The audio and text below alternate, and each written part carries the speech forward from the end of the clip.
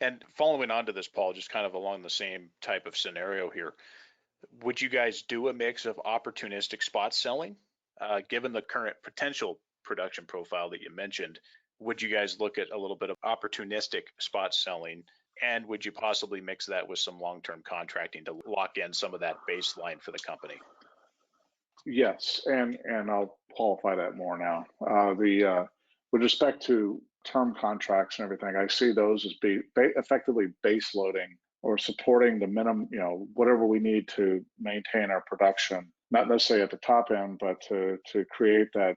Always every uranium operation has a threshold point where you go from, say, an operating cost of sub $20, let's say sub $15, to a point where you're over $20 a pound, and it's a fairly fine line.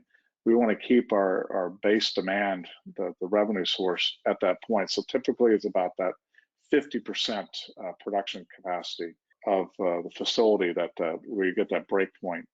And that's where your fixed costs are no longer weighting down the total operating cost.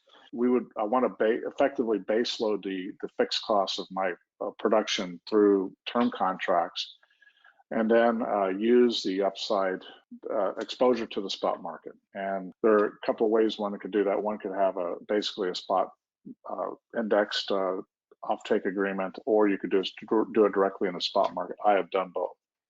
And it's just a matter of kind of what terms are there and everything else. But you'll get rewarded by having long-term contracts to support the economics of your project. But if you don't have the ability to see some exposure to upside, you get punished for that as well. But I'm not looking at from a reward punishment part of it. I'm looking at from an economics part of it. And when I worked for a company called Mustang Uranium, which was a privately held company, we had a mix of both, and we were very successful with it. And I see that going forward here too.